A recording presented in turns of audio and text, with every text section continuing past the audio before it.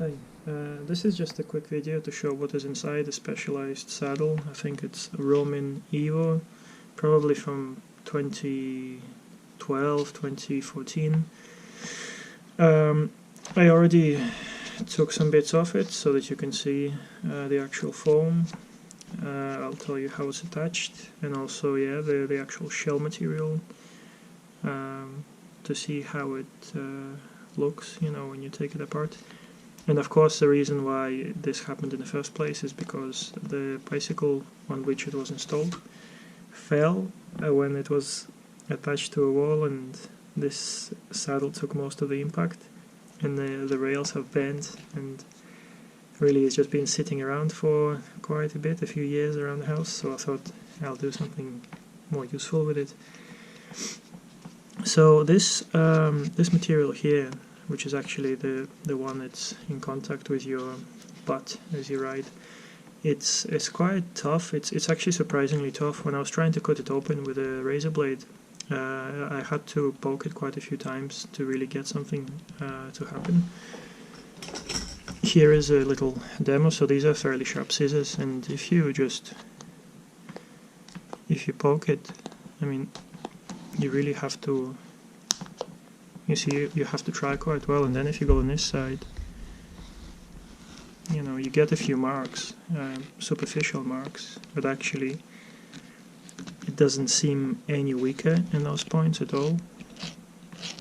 And I can also attest to this. I've had a Specialized saddle for about 30,000 kilometers at least, and I had absolutely no wear on this part. I mean, the name markings, yes, they did rub off, but I got some also chafing, as you can see, similar to here.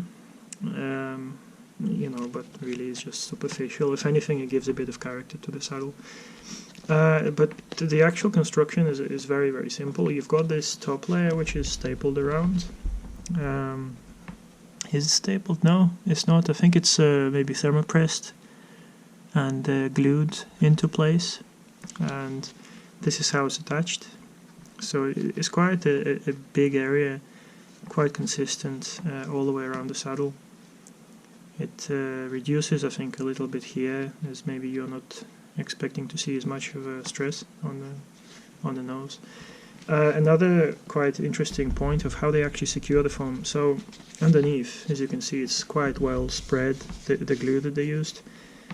But this point here, I'm not sure what that is, maybe some kind of relief for extra glue to go into, just to make sure any kind of bubbles are ironed out, because I think the reason why they chose to put it here is there is this kind of mechanical attachment, or I guess a little latch or notch, and it keys into here.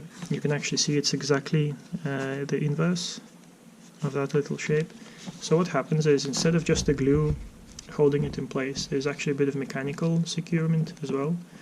And if you just put it down, as you can see, it's obviously not glued. Just try to rock it side to side. You see it? I mean, you have to do fairly hard for it to get to move. And I imagine once you've got the tension of this over the top, that in itself would be quite a good way to retain the foam in place. So yeah, I mean, it's quite impressive, fairly simple construction, not much excess, because on the older saddles, Specialized, they used to do stapling around here, and you get some kind of stress risers at each staple point, I imagine, and also the weight. I guess that's forever taught it in the cycling industry, right? So yeah, if the shell, apparently it's reinforced with carbon fiber, just little filaments. I mean, you can tell just by scraping, the plastic is quite hard, but before I tried cutting it with a razor blade, and you can just about maybe make out some irregularities in the actual plastic as you scrape across it. But to be honest, I'm not certain whether it has anything inside or not. I haven't had enough exposure to this kind of plastic to really make a judgment. So yeah, just in case you ever wondered what the inside of this saddle might look like, or I imagine many similar Specialized saddles, there is your little video. I hope you learned something from it and found it mildly interesting. Thanks for watching.